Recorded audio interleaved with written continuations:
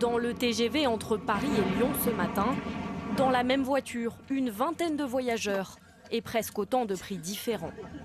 45 € la place pour l'un, 97 pour un autre, jusqu'à 102 €. Pourquoi de telles différences pour un même voyage?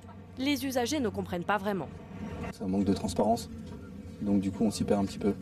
Si c'était clair et transparent et qu'on comprenait le système, ça ne me poserait pas de problème. Malheureusement, c'est extrêmement difficile de percevoir un prix réel et accessible du train. Train, bus, avion, pour fixer leur prix, tous les transporteurs utilisent les mêmes règles. La première, c'est la période. Les tarifs varient selon le jour de la semaine.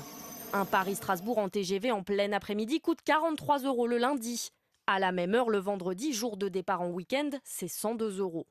Et sur une même journée, les tarifs changent selon l'heure.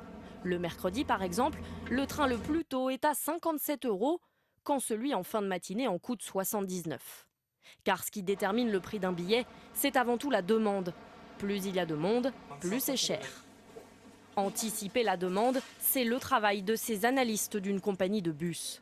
Grâce à des milliers de données informatiques, ils affinent heure par heure les tarifs en suivant ces cours. À l'horizontale, en fait, les jours précédant le départ, donc à 1 jour, 2 jours, 3 jours, 4 jours. À la verticale, vous avez le nombre de passagers qui ont réservé. En orange, le nombre moyen de réservations habituelles pour un trajet entre Toulouse et Montpellier. En bleu, les réservations en cours pour un voyage prévu samedi. Si on compare donc ce bus à ce qu'il a d'habitude, il y a davantage de passagers. Donc, ce qui nous permet de faire évoluer un petit peu le prix à la hausse. Et c'est comme ça que les prix grimpent petit à petit. 9 € pour les 20 premières places, 12 € pour les suivantes, puis les billets passent à 15 € pour les dernières. Pour déterminer ces hausses, les analystes ont un autre critère, les prix de la concurrence, qu'ils surveillent constamment pour un même trajet. Ce logiciel de comparaison apparaît à 39 € et le covoiturage propose des prix qui sont compris, qui peuvent aller jusqu'à 49 €. Donc sur des départs de vacances scolaires sur ce type de parcours-là, on est bien positionné par rapport au covoiturage.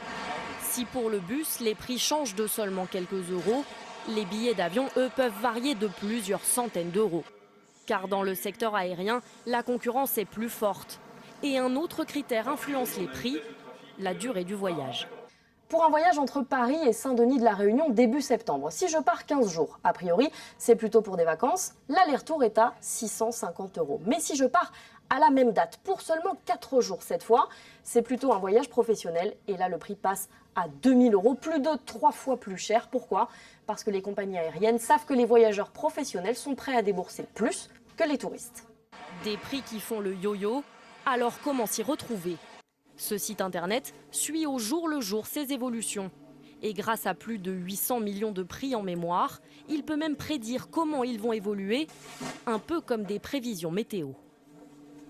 Sur les prix des billets d'avion, c'est pareil. Notre algorithme va analyser les historiques passés et les historiques très rapprochés des derniers jours, va coupler ces deux sources d'informations et va être capable de déterminer si oui ou non l'évolution va être à la hausse ou à la baisse.